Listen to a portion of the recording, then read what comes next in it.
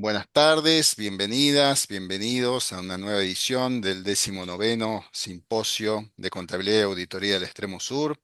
En este caso, tenemos la oportunidad de ir con un evento asincrónico en formato virtual, dadas ciertas condiciones que han impedido tener la realización en su momento, en el mes de mayo, tradicionalmente en el formato presencial que venimos realizando en estas ediciones y con un esfuerzo por parte de los participantes, por parte de las autoridades del simposio, las autoridades de la universidad, se hace posible llegar en este mes de noviembre a cumplir con una nueva edición de nuestro querido simposio. A continuación, le vamos a dar la palabra al doctor Ricardo Palen Acuña, quien es el presidente del Comité Académico Permanente de los Simposios de Contabilidad y Auditoría del Extremo Sur. También es el decano de la Facultad de Ciencias Económicas de la Universidad de Buenos Aires. Nos ha acompañado desde el inicio, tiene 19 asistencias perfectas en estos eventos, así que él es el fundador, también uno de los fundadores de este evento. Le agradecemos su presencia y los invitamos y lo invito a que nos honre con sus palabras para comenzar a dar inicio a este evento. Adelante, Ricardo. Muchas gracias, Ricardo. Señor rector de la universidad, señor director del instituto, en primer lugar, que me siento honrado soy yo una vez más por la Universidad Nacional de Tierra del Fuego y por nuestro simposio de poder estar presentes en este acto de inauguración. Bienvenidos a todas y todos, porque sin la presencia de los que nos van a estar viendo y escuchando, no tiene ningún sentido el simposio. Hace, como dijo Ricardo, 19 años que venimos presentándolo y la idea ni más ni menos que es insertar a la Universidad Nacional de Tierra del Fuego aún más en la comunidad universitaria nacional. Tiene todos los elementos como para hacerlo, absolutamente todos. Y entonces por eso nuestra intención es que cada vez más se integre a esa comunidad, léase Consejo de Decanos, léase Consejo Interuniversitario Nacional, en todos los ámbitos que pueda estar la Universidad Nacional de Tierra del Fuego y en cuestiones específicas, como lo venimos hablando en cada uno de los simposios, entre convenios específicos entre nuestras universidades y facultades, para carreras de posgrado, para intercambio de investigadores y profesores, y para infinidad de cosas más, como así también para intercambio de estudiantes. Es por eso que yo vuelvo a agradecer nuevamente a las autoridades de la universidad y de la facultad por permitirme este lujo de estar aquí. Agradecerle al señor rector por estar presente en este acto de apertura y al señor director del instituto. Y esperemos que Dios nos dé muchos años más para estar siguiendo estos simposios desde donde nos toque estar, en el sentido de a veces uno tiene que ceder algún espacio para que lo presida a lo mejor otra persona, pero de alguna manera estar absolutamente con todas las pilas siguiendo con el mismo destino. Así que muchísimas gracias a todas y todos, señor rector, señor director del instituto, mil, pero mil gracias. Los vamos a estar acompañando en estas charlas de nuestros queridos conferencistas y por supuesto estamos a disposición para los que nos quieran preguntar llegado el momento. Muchísimas gracias. Muchas gracias, Ricardo, por estas palabras de bienvenida. También contamos con la presencia del señor rector de la Universidad Nacional de Tierra del Fuego, Antártida e Isla del Atlántico Sur, el doctor Mariano Hermida, quien ha tenido la amabilidad de sumarse a este acto de apertura que engalana de alguna manera su presencia, nuestra edición número 19 del simposio. Y le vamos a solicitar que a continuación nos dé una palabra de bienvenida y deje formalmente aperturado el evento. Adelante, Mariano. Bueno, muchas gracias Ricardo, muchas gracias Ricardo Fallen, Acuña, por esta instancia. Bueno, una alegría estar en el número 19, ¿no? Este importante y significativo momento, ya casi 2 décadas de realización del simposio de contabilidad desde el extremo, contabilidad y auditoría del extremo sur. Así que muy contento de estar en esta instancia. Quiero destacar estos encuentros que han posibilitado, como bien lo dijo mi antecesor, el posicionamiento de la Universidad Nacional de Tierra del Fuego antes de la Casa de la San Juan Bosco, en el marco de los debates y discusiones de la contabilidad y la auditoría a nivel nacional. Ha sido un espacio en términos de presencialidad y virtualidad también, de encuentro entre investigadores e investigadoras que han podido discutir especialmente sobre temas que abordan, ¿no? La contabilidad ambiental, temas que han trabajado sobre la inteligencia artificial en los sistemas contables, las auditorías en sus múltiples formas. Creo que este es un punto sumamente interesante, más en un contexto en el cual las universidades estamos siendo tan cuestionadas por el rol de la transparencia con la que se ejercen las actividades dentro de los ámbitos universitarios, y celebro que un grupo, que un colectivo de investigadores e investigadoras sobre las temáticas se congreguen en nuestra Universidad Nacional de Tierra del Fuego a debatir, discutir y producir conocimiento en temáticas que nos son tan propias y tan importantes, no solo en términos de producción de conocimiento para terceras instituciones, sino también en producción de conocimiento para nuestras propias instituciones. Las instituciones universitarias necesitan los debates justos y proactivos en términos de la producción de conocimiento en el ámbito de la auditoría. Así que con mucha alegría y esperando que volvamos a estar en la presencialidad en breve, con un encuentro, el 20º encuentro el año que viene se pueda dar de forma presencial en nuestra sede en la Universidad Nacional de Tierra del Fuego y podamos discutir todos estos temas o nuevos debates en ámbitos presenciales. Así que muy contento de estar en esta apertura, de congregarlos y espero un muy rico y jugoso debate y discusión en estas jornadas que van a tener. Muchísimas gracias a todos. Bueno, muchas gracias, señor rector, muchas gracias, Ricardo Palen, por esta presencia, esta apertura. Y recordarles que la presencia de este 19º simposio va a girar bajo el lema Universidad, Conocimiento y Transformación, el compromiso de la contabilidad y la auditoría con la sociedad, en corolario con las palabras del señor rector, que requiere un compromiso y presencia de nuestras universidades en este entorno nacional y por supuesto en el entorno local. Muchísimas gracias y damos por iniciado el evento.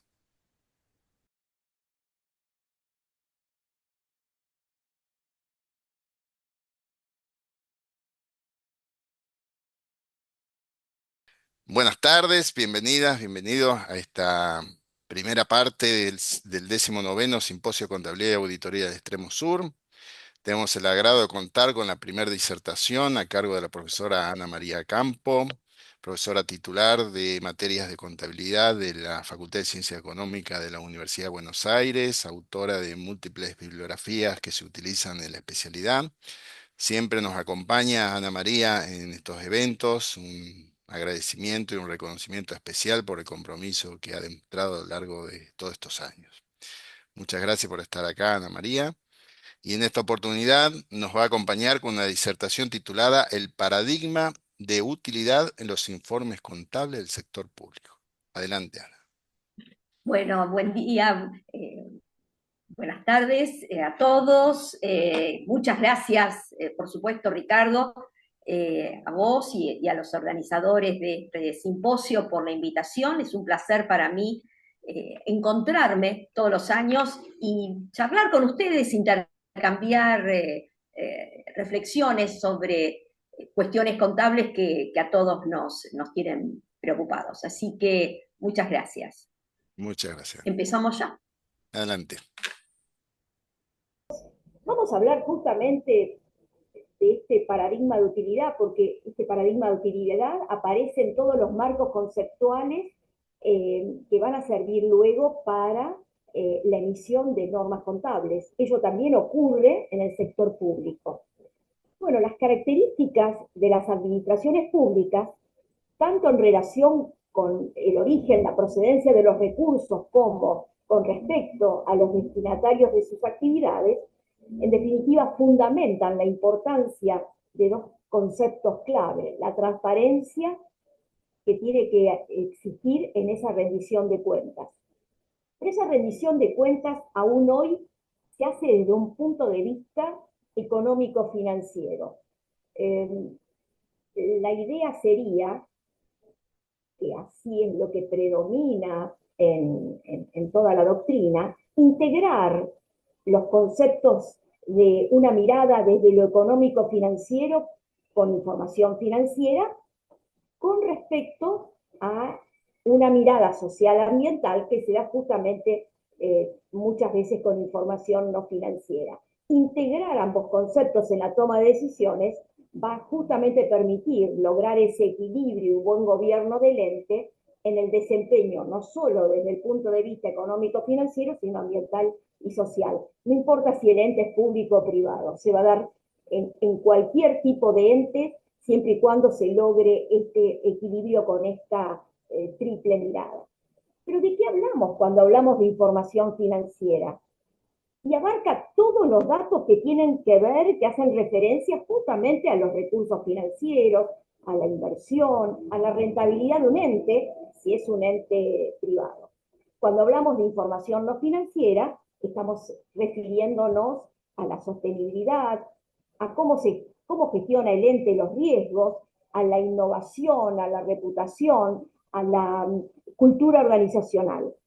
Y esta información no financiera justamente se refiere a métricas no relacionadas directamente con aspectos monetarios, es decir, no está el signo pesos adelante, y proporciona justamente acompañar esta información no financiera a esa otra información financiera, está en definitiva proporcionando una visión más amplia del desempeño del ente en áreas que tienen que ver con la sostenibilidad, con el impacto social, justamente con la responsabilidad social. Por eso, integrar ambos conceptos me parece un tema, información financiera con la no financiera, parece ser un tema de crucial importancia en el día de hoy. Bueno, esa demanda de información no financiera la requieren no solo los usuarios tipo, sino también los usuarios internos. ¿Por qué? Porque está poniendo de alguna manera en evidencia la insuficiencia de la información financiera que suministran los estados contables para cumplir con esos requisitos que debe cumplir la información contable que aparece en cualquier marco conceptual, no solo en el marco conceptual de las normas contables profesionales, sino también en el marco conceptual para las normas del sector público. Esta información no financiera, acompañando a esa información financiera, esa información no financiera permitirá evaluar el desempeño y la sostenibilidad a largo plazo del ente en cuestiones que no siempre se pueden medir objetivamente en términos monetarios, y así poder identificar, en definitiva, áreas de mejora, poder evaluar el riesgo, poder establecer objetivos estratégicos a largo plazo. Todo esto que aparentemente lo vemos en el sector privado y que no tienen ningún tipo de objeción, también hay consenso en el sector público de que la información financiera solamente, y hablo de la información que se acompaña, por ejemplo, en la cuenta de inversión, no es suficiente y hay que complementarla con información no financiera. Y esa información no financiera justamente se refiere a distintos indicadores de gestión. Sin embargo, si bien esto parece tan evidente, estos informes de sostenibilidad o de responsabilidad social en el sector público están menos extendidos, no está tan popularizado. Sabemos que los marcos conceptuales tienen que ver con consensos que se hacen de cuestiones de la teoría contable básica para luego poder emitir normas contables particulares respecto de reconocimiento, medición de activos y pasivos y resultados y exposición. Este sistema de conceptos básicos, que en definitiva podríamos definir que tienen que ver con estos marcos conceptuales, procuran identificar la naturaleza, el objeto, el propósito de estos informes de propósito general, que son los estados contables, y además de identificar y de relatar cuáles son las características y los requisitos que debe tener la información contable que presentan estos entes. Esta información no financiera ha merecido algún tipo de atención especial por parte del marco conceptual del sector público internacional, aunque explícitamente ese marco conceptual se refiere a información prospectiva. Además del compromiso de los administradores de hacerse eco de la Agenda 2030 y de los objetivos, de los 17 Objetivos de Desarrollo Sostenible, se requiere que las administraciones públicas contribuyan justamente al cumplimiento de esos objetivos. Por eso, esta información no financiera termina siendo una cuestión relevante en los marcos conceptuales cuando hacen referencia a ella.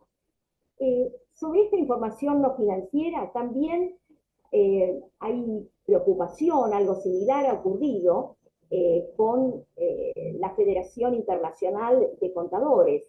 La IFAC está en un proceso de modernización, eso aparece en la página de IFAC, y a través de la IFAC el Consejo de Normas Internacionales del Sector Público emite estas normas contables internacionales diseñadas para el sector público. ¿Para qué?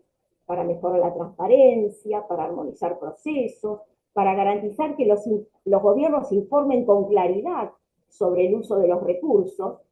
Y justamente la manera de exteriorizar esas voces que exteriorizan cómo los gobiernos hacen uso del total de los recursos surge de la cuenta de inversión que se elabora en Argentina, de la cuenta de inversión, que se elabora conforme a normas contables que emite la misma Contaduría General de la Nación, quien elabora esa cuenta de inversión, normas que tendrían que elaborarse a partir de los consensos que previamente se lograron en el diseño de esos marcos conceptuales. Y justamente hacíamos referencia recién que el marco conceptual del sector público internacional, no solo cuando se refiere a los requisitos y a las cualidades de la información contable, se refieren a la información financiera que se presentan en estos estados financieros de propósito general, sino que también hace referencia a la información no financiera. Claro, pensando en esa información no financiera referida a cuestiones que tienen que ver con el futuro. ¿Por qué? Porque diariamente los entes, que acá no importa si son públicos o privados, enfrentan situaciones de incertidumbre. Situaciones que, al no estar reflejadas en esos estados contables básicos, afectan justamente el riesgo y las decisiones de los usuarios fijos. Cuando hablamos de riesgo y de incertidumbre, tenemos que separar ambos conceptos, porque cuando hablamos de riesgo, es la situación en la que es posible identificar una o más posibilidades futuras y asignarle a cada una de esas posibilidades futuras una probabilidad de ocurrencia. Se conocen en definitiva los límites de las situaciones, independientemente de que esas situaciones puedan o no ocurrir en el futuro. Es decir, se conoce el mejor y el peor escenario al que se podría lograr. Cuando hablamos de incertidumbre, estamos hablando de una situación donde es imposible asignar una probabilidad a las posibilidades futuras. No se puede medir el impacto. ¿Por qué? Porque no se conoce el resultado futuro. Entonces, tanto cuando hablamos de riesgo como cuando hablamos de incertidumbre, son obstáculos para tomar decisiones, pero ojo, también constituyen oportunidades de crecimiento para cualquier tipo de ente. Decíamos hace un rato que el tema de la incertidumbre aparece cuando se refiere el marco conceptual a los, por ejemplo, a los requisitos de la información contable, aparece varias veces consignado que hay que evaluar esa incertidumbre que tiene que ver con la calidad de la información contable que van a suministrar los gobiernos. Pero la toma de decisiones bajo incertidumbre se presenta cuando no se puede predecir el futuro, teniendo en cuenta lo que ocurrió antes, experiencias pasadas. Entonces, cuando hablamos de recursos naturales, también estamos hablando de incertidumbre. ¿Incertidumbre vinculada con qué? Con la existencia y con la medición, con la evaluación de esos recursos naturales, que no decimos que sea una tarea fácil, pero tampoco podemos decir que es una tarea imposible. Así que esa es la razón por la cual ponemos en duda que esa cuenta de inversión desde una óptica económico-financiera que se presenta sea suficiente.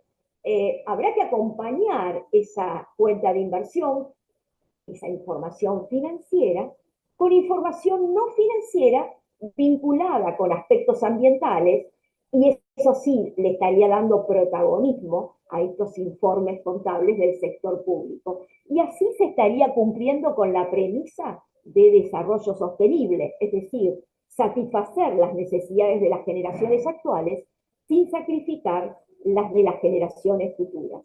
Las generaciones futuras serían las beneficiarias de la protección del ambiente.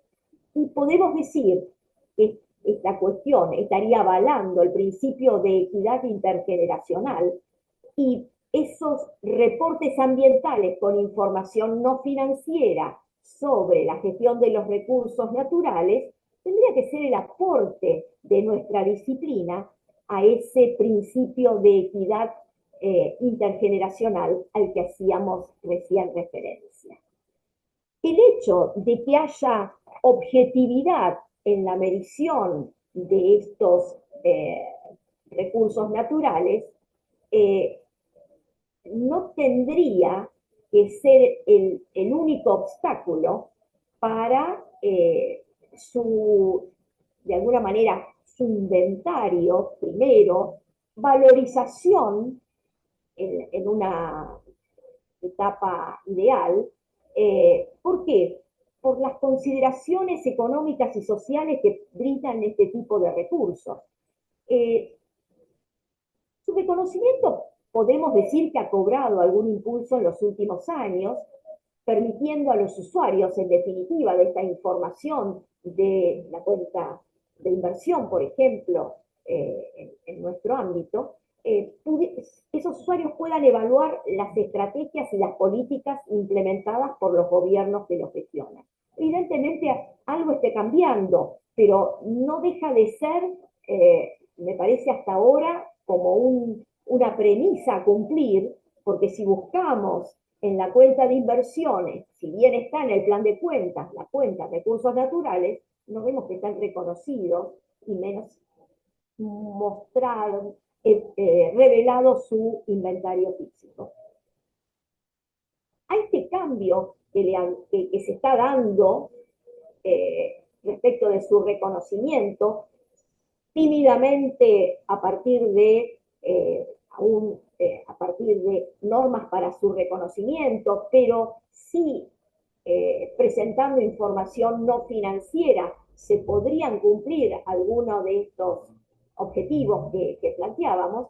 Y quisiera destacar que el Banco Mundial enfatiza que los gobiernos puedan usar la contabilidad del capital natural para medir los recursos naturales e integrarlos en sus decisiones a nivel del sector público en cuanto a planificación y desarrollo. Me gustaría que aparece la cita de donde se obtiene este párrafo del Banco Mundial, me gustaría compartirlo con ustedes. No lo veo bien, así que lo voy a leer del impreso. La contabilidad del capital natural, que forma parte de la contabilidad patrimonial más amplia, integra los recursos naturales, la valoración económica y el análisis, lo que proporciona una mejor comprensión del progreso, desarrollo y sus impactos en la sociedad y el medio ambiente que las medidas estándar como el Producto Bruto Interno. Las cuentas de capital natural son un conjunto de datos objetivos que muestran cómo los recursos naturales de un país en términos de reservas y flujos de capital natural contribuyen a la economía y cómo ésta afecta este recurso a lo largo del tiempo y del espacio. Pueden proporcionar información y estadísticas detalladas para una mejor gestión de la economía, como las cuentas de las entradas sectoriales de agua y energía y las salidas de contaminación necesarias para modelar escenarios de crecimiento verde. Las cuentas de tierras y agua pueden ayudar a los países interesados en aumentar la capacidad hidroeléctrica, a evaluar el valor de los usos competitivos del suelo y la mejor manera de alcanzar ese objetivo. Las cuentas de capital natural ayudan a los países ricos en biodiversidad a diseñar estrategias que impulsen el crecimiento económico y al mismo tiempo equilibren el ecoturismo, la agricultura, los medios de vida y los servicios ecosistémicos, como la protección contra inundaciones y la recarga de aguas subterráneas. Ahí al pie está la cita de donde surge este párrafo que extraje del informe del Grupo del Banco Mundial.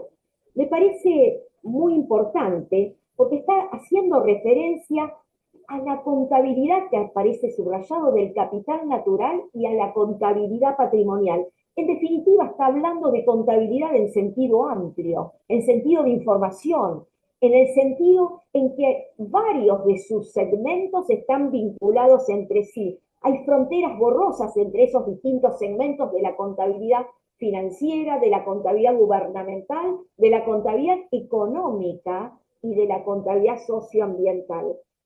También me parece destacable que cuando se habla del capital financiero en el sector público, porque hablamos siempre en el sector privado de capital financiero, en el sentido de el capital aportado por los socios. Y si mido el capital aportado por los socios entre dos momentos distintos, inicio y cierre, sin considerar nuevos aportes o retiros de los socios, digo, ahí está el resultado. Pero en el sector público pasa algo similar. ¿Por qué es interesante comparar el capital entre inicio y cierre?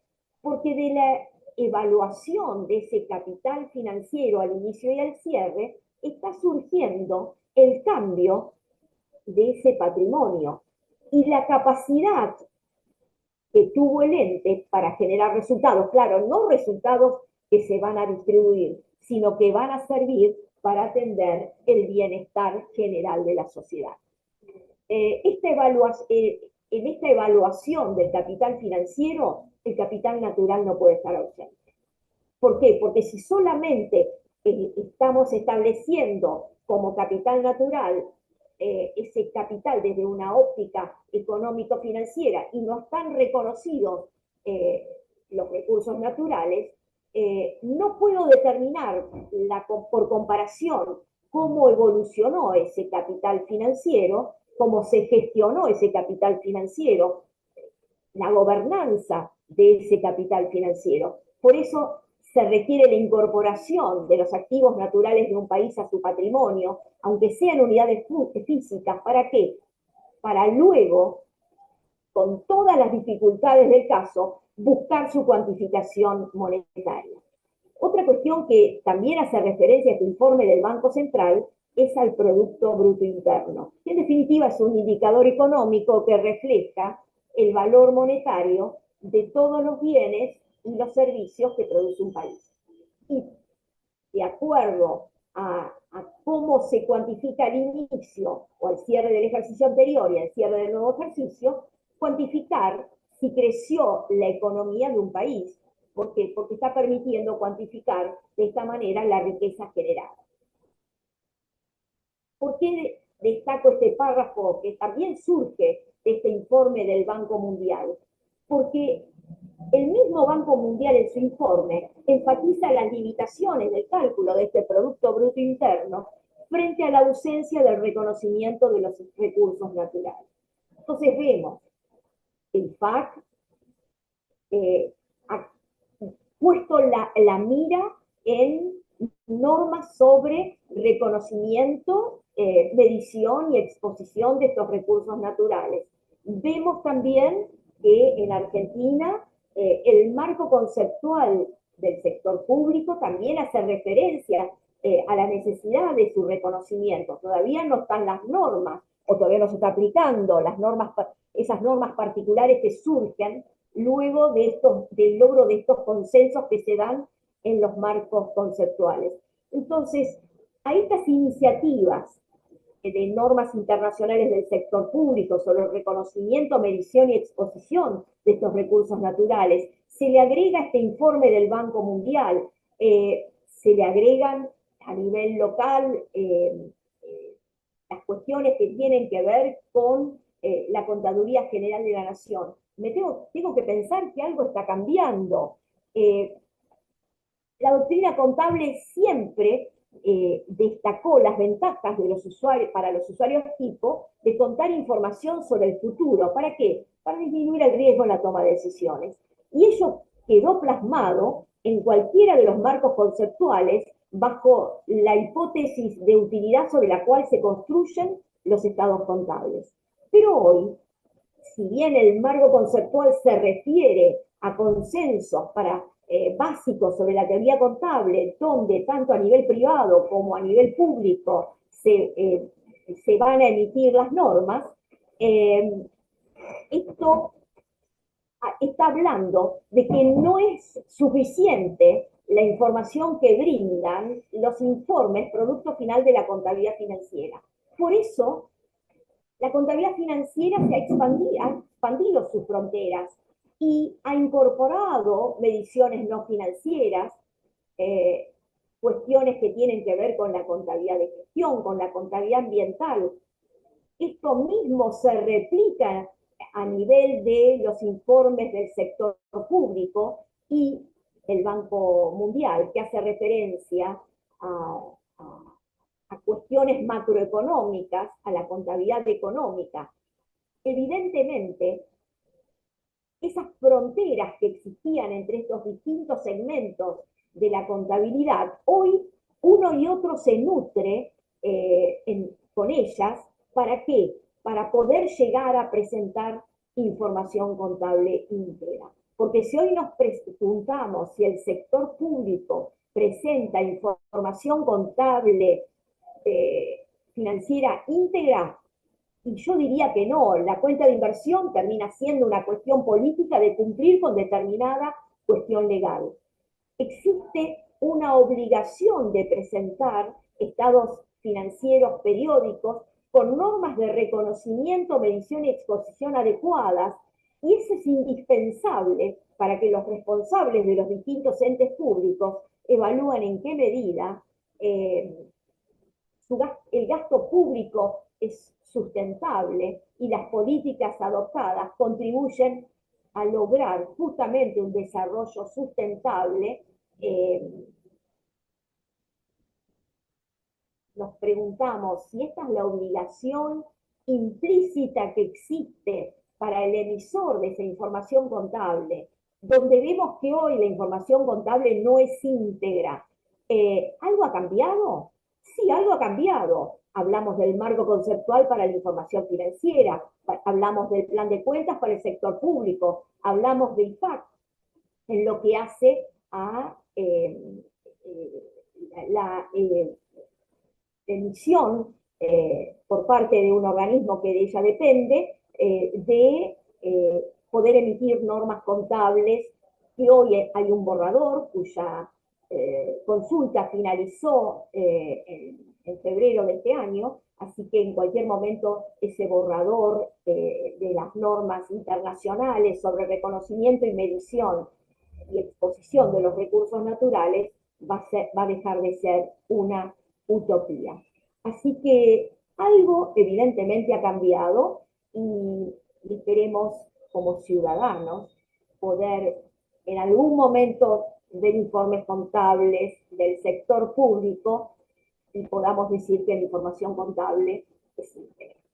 Bueno, parece que estuve dentro de los límites. Muchísimas gracias. Muchas gracias, Ana. Como siempre, muy, muy No, interesante y dejas ahí siempre dando vueltas esas incógnitas, ¿no? Que desde hace tiempo venís proponiendo estos cambios que serían más que interesantes, ¿no? Y a mí se me ocurre hacerte una pregunta cortita, también por una respuesta así rápida. ¿Qué haría falta para que se incorporen estos indicadores no financieros que den cuenta de estas cuestiones de los recursos naturales en la información contable que tiene la cuenta de inversión? Si el marco conceptual ya lo está previsto en el marco conceptual, el marco hay un conceptual lo desarrollo permite. técnico, ¿qué es lo que falta? ¿Qué crees vos? Primero, el marco conceptual lo permite.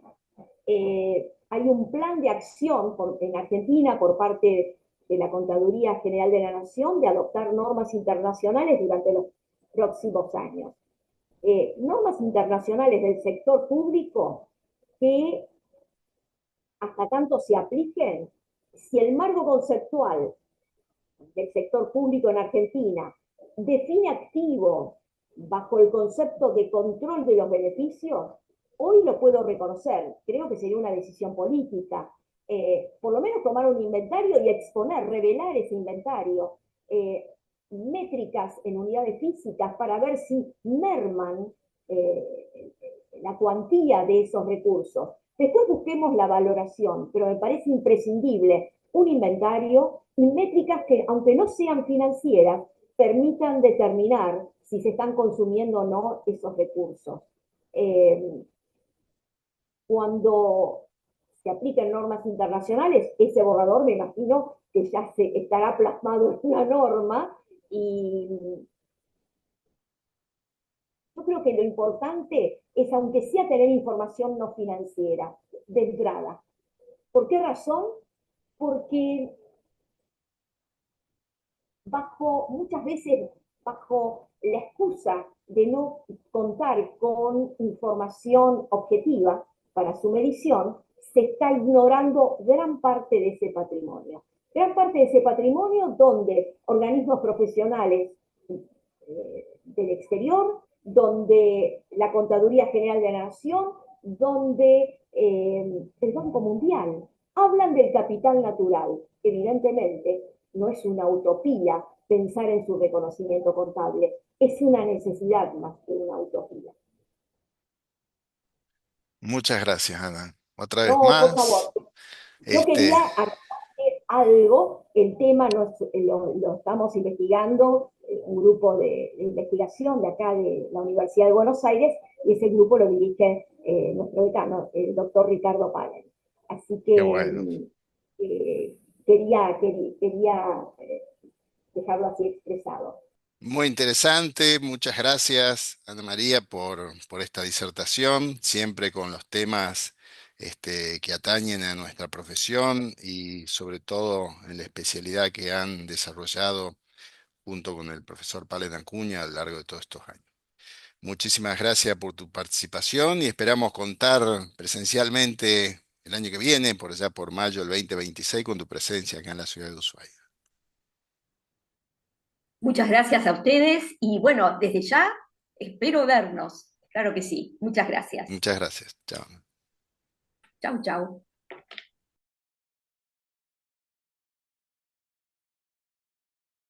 Buenas tardes, bienvenidas, bienvenidos a esta segunda conferencia a cargo del profesor Pablo Rota de la Facultad de Ciencias Económicas de la Universidad de Buenos Aires.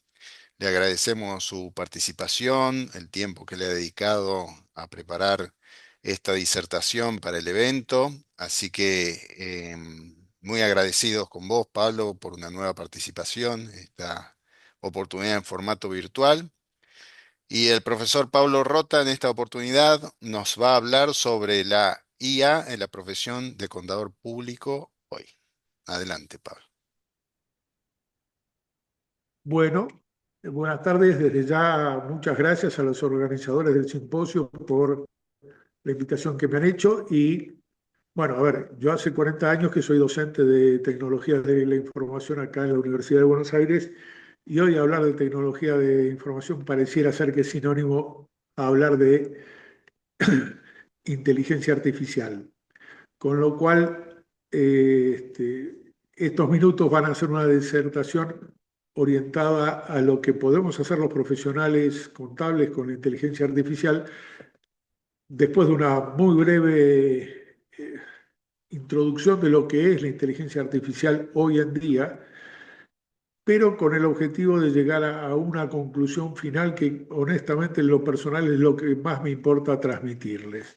Porque de inteligencia artificial todos estamos bombardeados, saturados, escuchamos montones de cosas. Bueno, yo les quiero llegar a una conclusión desde la profesión contable que me parece que es por demás relevante. Bueno, como decía, en primer lugar voy a hacer un rápido paneo de lo que es la inteligencia artificial hoy en día. Y todos hablamos de inteligencia artificial a partir de, sobre todo, noviembre del 2022, donde la empresa OpenAI difunde la tercera versión de un producto de ellos, ChatGPT, que hoy en día la mayoría de nosotros usamos masivamente. Por supuesto que ante el éxito comercial que tuvo, nota al margen, el éxito comercial de ChatGPT fue el más resonante en la historia de la informática, desde que la informática es lo que es. Tuvo una difusión de un logro de 1 millón de abonados en solo 5 días, cosa que a, por ejemplo, Netflix le costó 3 años. Pero la inteligencia artificial es un concepto mucho más viejo que ChatGPT. La idea surge allá por el año 1956, donde se desarrolla el primer lenguaje de programación orientado a inteligencia artificial. Y ya en el año 1998, una computadora de IBM le había ganado una partida de ajedrez al campeón mundial. Esto es usando lo que se llamaba en aquel momento y se sigue llamando machine learning, o sea, máquinas con capacidad de aprender. Y lo que es ChatGPT es una inteligencia artificial entrenada a través de un conjunto de información que se les entrega, pero con el avance que hizo esta empresa OpenAI a partir de su fundación en el año 2018, que es avanzar en el procesamiento del lenguaje. Lo que es técnicamente ChatGPT es un lenguaje, un modelo de lenguaje extendido, es decir, una computadora con capacidad de entenderse con nosotros, de recibir nuestras instrucciones, poder comunicarse como nosotros nos comunicamos entre nosotros mismos. Por supuesto que las computadoras podían entender el lenguaje humano hace bastante más tiempo. Todos conocemos, por ejemplo, las funciones de una Alexa, pero en esos casos lo que recibía el dispositivo, la computadora en todo caso, era solamente unas instrucciones que estaban programadas. Hoy en día, a través de los modelos de lenguaje extendidos como el ChatGPT, interpreta, predice e imagina cuál es nuestro lenguaje. Es así que tiene capacidades también generativas. Se dice que ChatGPT es una de las primeras inteligencias artificiales con capacidad de generar contenidos. Yo voy a seguir una descripción de lo que es la presentación de la empresa OpenAI, de lo que ellos quieren hacer con inteligencia artificial, para ubicar un par de conceptos que me quisiera tomar como referencia en lo que vamos a ver a continuación.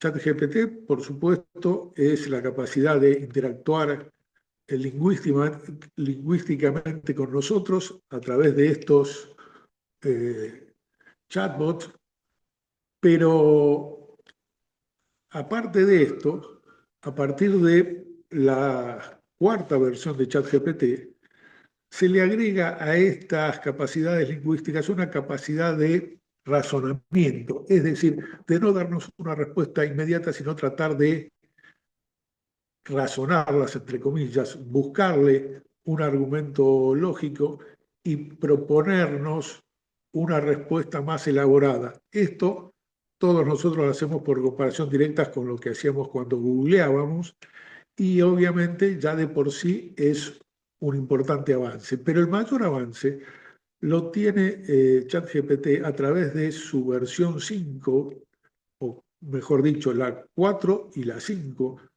que es la que estamos usando, la que está disponible en este momento. Una aclaración: OpenAI, con el éxito comercial que ha tenido, nos está presentando nuevas versiones cada 6 u 8 meses. Tenemos nuevos avances. Y es esta la que estoy siguiendo ahora, es la guía de avances que prevé OpenAI para sus productos. A partir de los dispositivos, entre comillas, razonadores, se va a algo que es actualmente el furor en la aplicación de inteligencia artificial, que son los agentes inteligentes. Los agentes inteligentes, a diferencia de lo que era anteriormente googlear o usar las primeras versiones de ChatGPT, no solamente interpretan, se comunican con nosotros y nos pueden describir contenido, sino también realizan acciones. Es decir, pueden hacer cosas. La ejemplificación sencilla que tiene todo esto, se da de todo esto es que cuando yo me quería ir de vacaciones le preguntaba, por ejemplo, a Google cuál era el precio de un determinado pasaje y a la inteligencia artificial que me buscara los mejores precios para ir una semana a un determinado destino turístico, planificando todo el recorrido que yo quisiera hacer. A través de los agentes inteligentes no solamente hacen esto, sino también realizan acciones que es, por ejemplo, si yo le doy las instrucciones necesarias, me reserva los pasajes y lo paga a través de las vinculaciones con las cuentas que yo ponga a disposición del producto.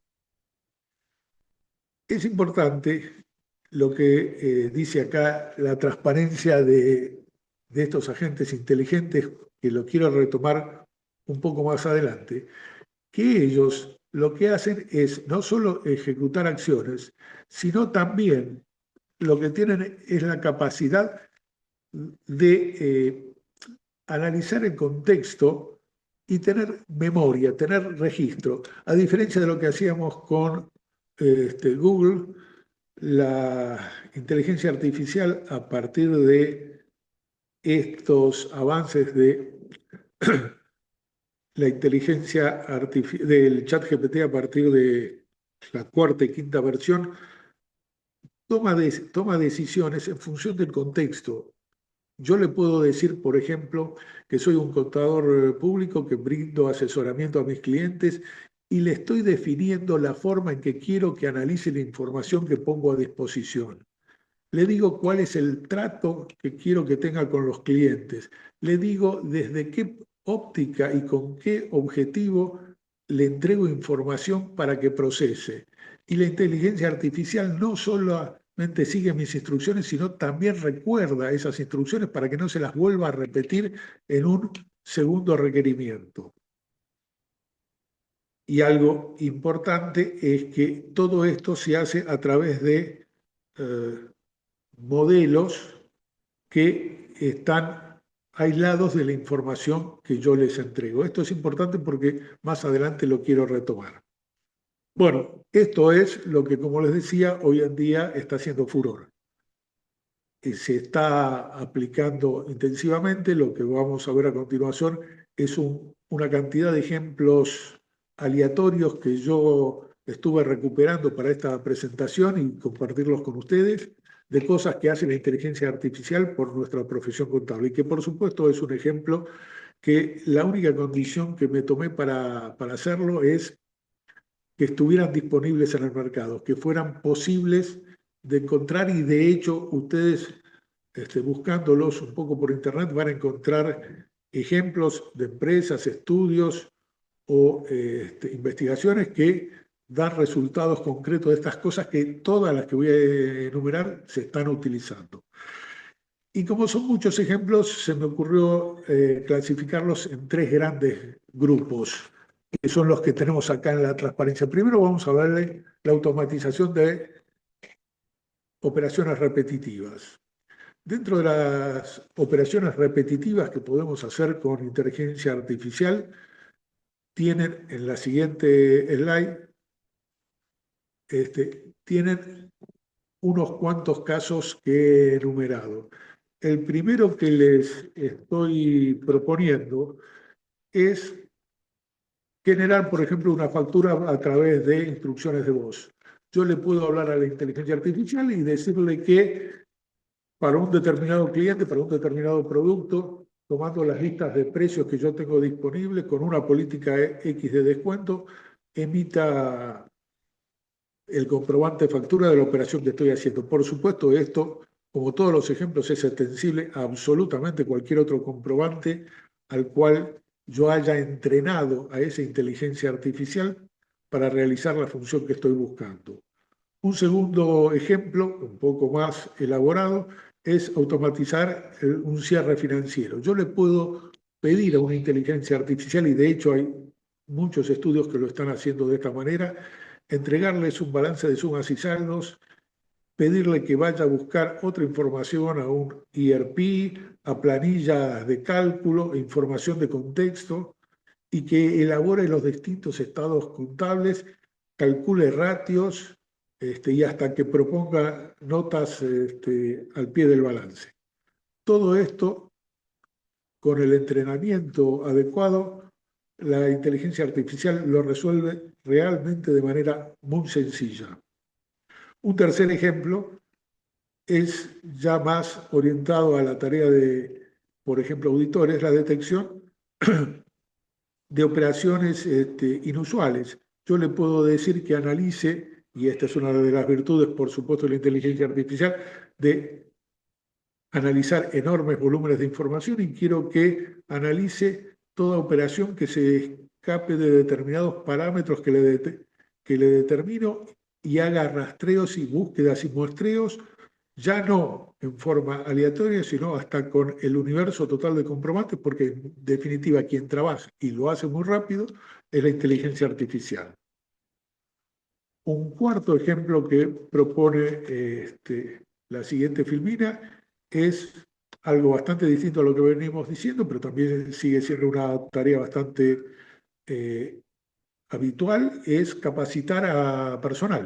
La inteligencia artificial se está utilizando no solo en tareas contables, sino en cualquier otro tipo de organización para capacitar al personal que requiere una capacitación específica. Y si yo le informo, le entrego a esa inteligencia artificial los elementos con los cuales se quiera capacitar, hay estudios contables, y lo van a encontrar en Internet, que, por ejemplo, capacitan a su personal para elaborar liquidaciones de impuestos, y que para esto les propone ejemplos, les resuelve dudas, analiza los primeros pasos que hace la persona que se está capacitando y propone mejoras en ese aprendizaje, con lo cual hace una importante tarea que descansa en las capacidades de manejo del lenguaje que tienen estos productos.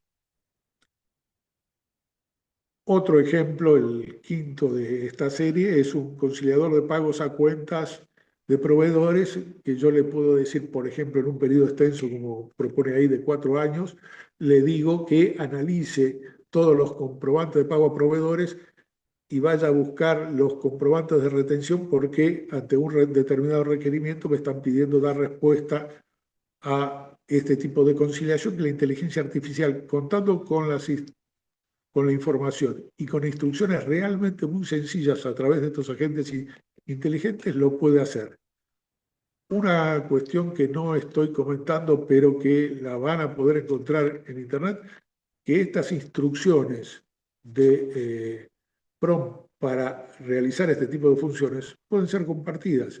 Una vez que yo tengo una cuenta de pago de, por ejemplo, ChatGPT, y que ha resuelto satisfactoriamente una función, la puedo compartir con cualquier otra persona que use esas mismas instrucciones para aplicarlos a los datos disponibles de sus clientes.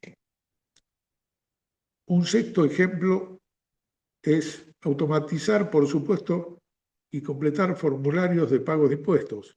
Si tiene la información pertinente, las instrucciones que le podríamos dar a un empleado de carne y hueso, escritas en forma de prompt de inteligencia artificial, un agente inteligente puede sencillamente volcar esa información a los formularios de liquidación de los distintos tributos que tengamos que realizar.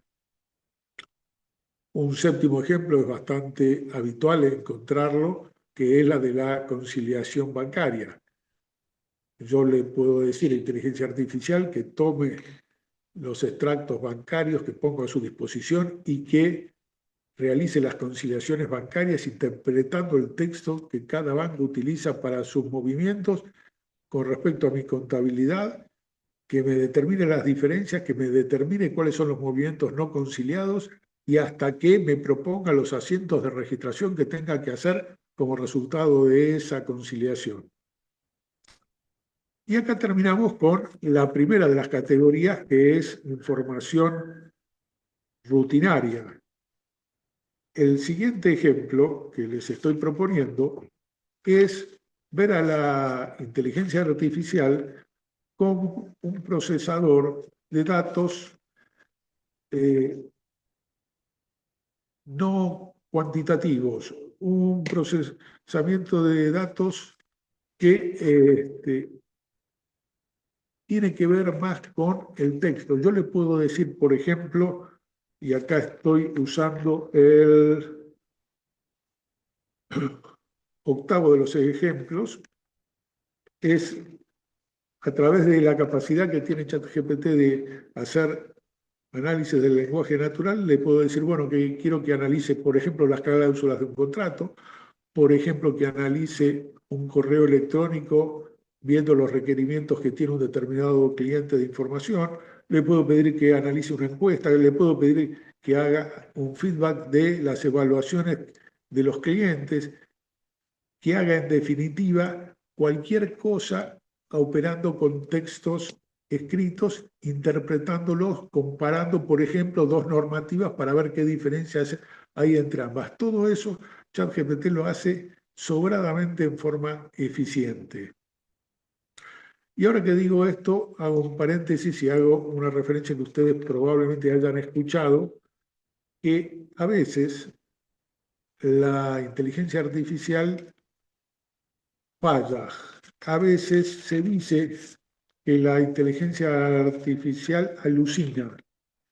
Se denomina alucinar en inteligencia artificial a cometer un error no previsto. Pero esto, a diferencia de lo que podemos pensar, no es ya un error en cómo está constituida la información, sino es en un error que en las primeras versiones de ChatGPT era relativamente frecuente y ahora en las últimas ha mejorado sustancialmente cometiendo alucinaciones del orden de menos del 10%. Y el origen de esto es que nosotros le pedimos a la inteligencia artificial que haga cosas reales e irreales. Yo le puedo pedir que me escriba una novela de un dinosaurio persiguiendo a un chico por la selva patagónica. Bueno, a ver, cosas que no existen, se las podemos pedir y ChatGPT está previsto para responder siempre.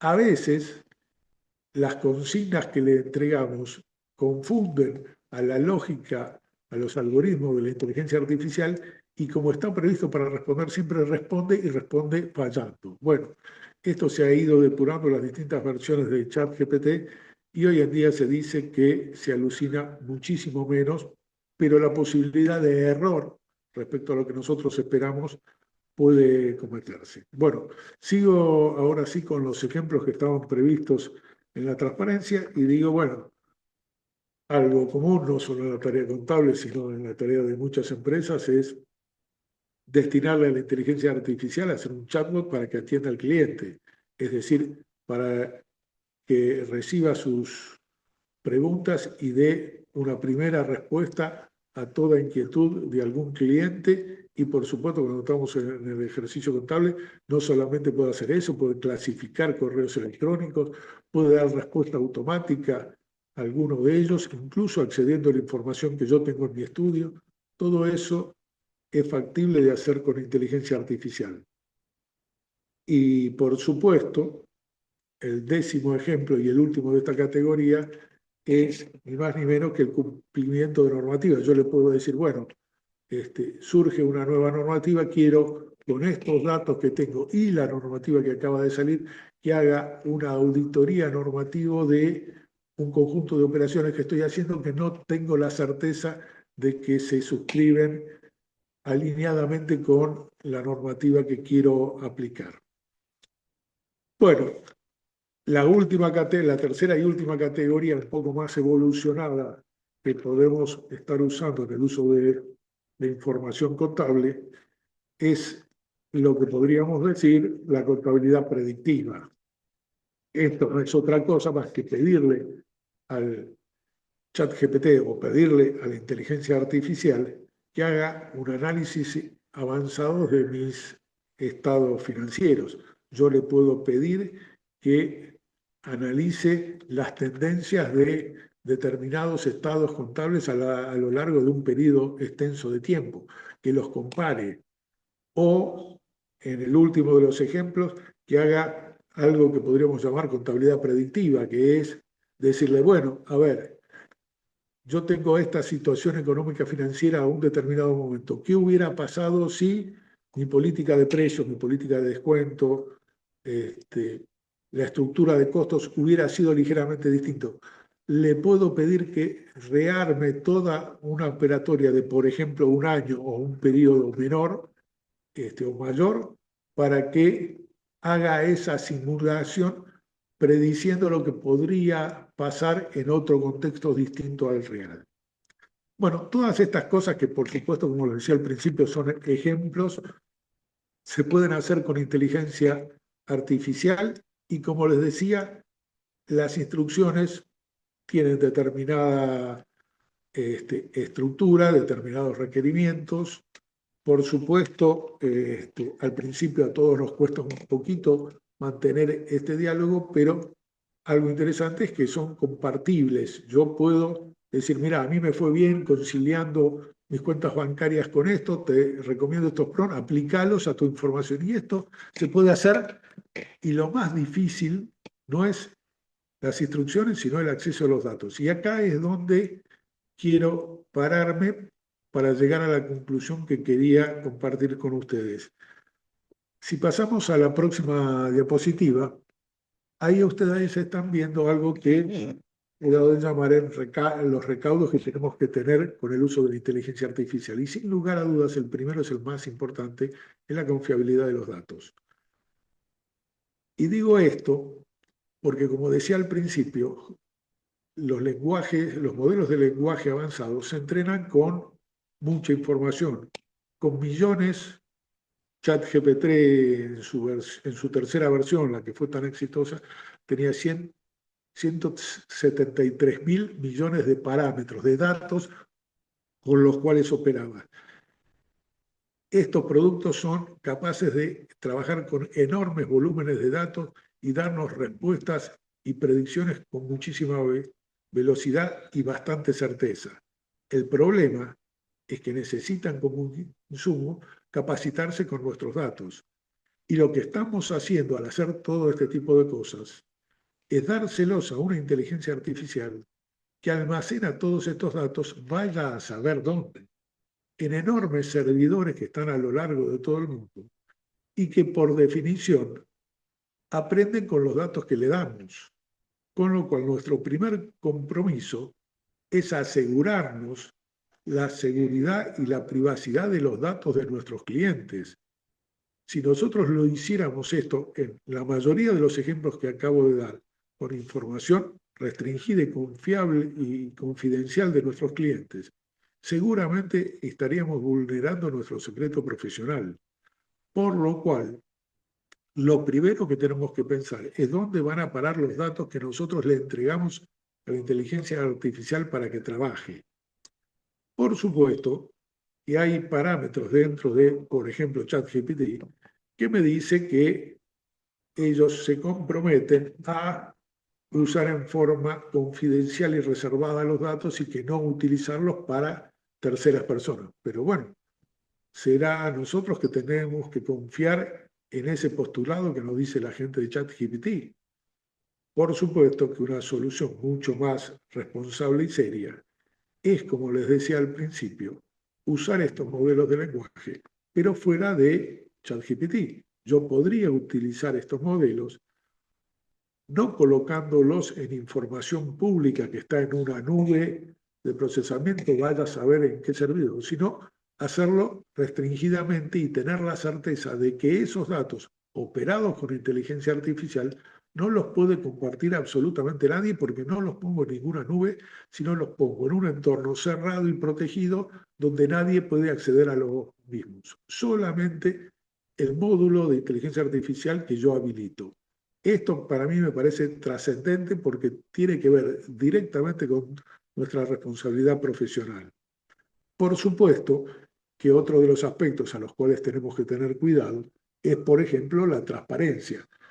Y cuando me refiero a la transparencia es que se dice que ChatGPT es una caja negra que procesa los datos y nadie sabemos demasiado bien cómo llegan las conclusiones que llega. Bueno, nosotros tenemos que ser muy responsables en esas instrucciones, en esos prompts y cómo van a ser operados por la inteligencia artificial, porque tenemos responsabilidad sobre el procesamiento más allá que hayamos utilizado una herramienta como la inteligencia artificial. Por supuesto que esto tiene mucho que ver con nuestras responsabilidades y nuestro manejo ético de esta información. Y por último, la última información que digo es que, como mencioné en algún momento de esta charla, a pesar de su enorme capacidad, ChatGPT puede alucinar. Cada vez comete menos errores, pero no solamente eso, los prompts que nosotros podemos hacer pueden estar viciados de algún error. La responsabilidad por el control del proceso en el cual la información de nuestros clientes se transforma en información que nosotros les vamos a dar sigue siendo absolutamente nuestra. Con lo cual coincido con un colega que leí hace unos meses atrás de México que decía que el ChatGPT no va a reemplazar a los contadores públicos, pero sí los contadores públicos van a ser reemplazados por otros profesionales que usan inteligencia artificial. Bueno, esto era lo que quería compartir con ustedes. Ahí están mis datos, quedo a su disposición. Agradezco nuevamente la invitación y les deseo el mayor de los éxitos. Muchas gracias, Pablo, y te molesto con una pregunta así como de cierre, Sí, sí, como que se deduce de todo esto y es medio obvia, pero me gustaría escuchar tu versión.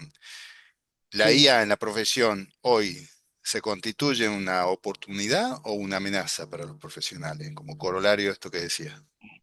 No, sin lugar a dudas es una oportunidad y una oportunidad tremenda. Es maravilloso.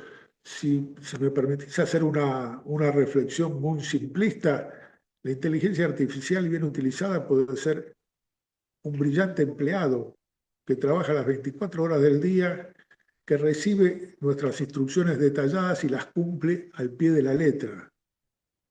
Pero la responsabilidad sigue siendo nuestra porque nosotros somos los que debemos dar las instrucciones adecuadas. Por supuesto que hay muchas cosas que se simplifican y con la posibilidad de que yo esté usando un prompt, por ejemplo, para conciliar cuentas y que me haya funcionado bien y sea exitoso, y vos me lo pedís, y yo te digo, sí, tomá, Ricardo, me da un resultado bárbaro, vos lo vas a usar con tus clientes y seguramente te vas a sacar y vamos a simplificar la tarea enormemente, pero seguimos teniendo responsabilidad por ese proceso como cuando lo hacíamos a mano o con planillas de cálculo. No lo va a reemplazar, pero tenemos una enorme posibilidad que la tenemos que utilizar. Porque de vuelta, si no lo utilizamos nosotros, alguien la va a utilizar. De hecho, no nos extraña a todos nosotros que ya hay publicidades hechas para decir, bueno, tengo productos que hacen muchas cosas de las que hacen los contadores. Y es cierto, es absolutamente cierto. Bueno, lo que tenemos que hacer es, nosotros que conocemos a nuestros clientes y sus requerimientos, empezar a usarlos intensivamente. No es tan complicado. Lo único complicado y serio de que tiene esto es la privacidad de los datos y el manejo de los datos reservados a nuestros clientes, que es una responsabilidad ética y profesional enorme. Entonces, cuidado cuando los usamos con ChatGPT. Bueno, Pablo, muchísimas gracias, un placer enorme tenerte con un tema tan importante y queda abierta una puerta para seguir trabajando con esto. Cómo no, cómo no. Así Muchas es un gracias. gusto. Nuevamente, éxitos y muchas gracias por la invitación. Muchas gracias, Pablo.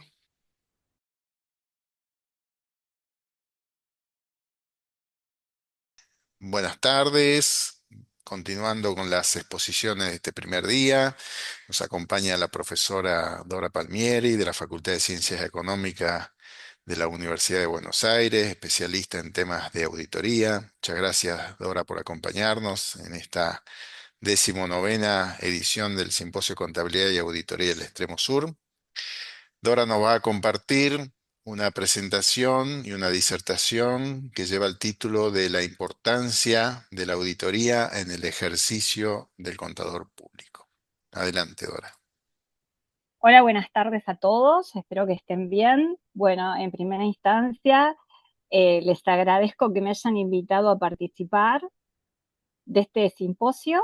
Un placer como todos los años, así que y espero que este granito de arena sirva. Para los que no me conocen, yo soy Dora Palmieri, soy titular de una de las cátedras de auditoría de la Universidad de Buenos Aires. Tengo a mi cargo algunos cursos, todavía doy clases y doy varias clases a lo largo del cuatrimestre que estamos terminando, así que, y en mi desempeño profesional, yo trabajo en una Big Four, como bien dice mi presentación, ya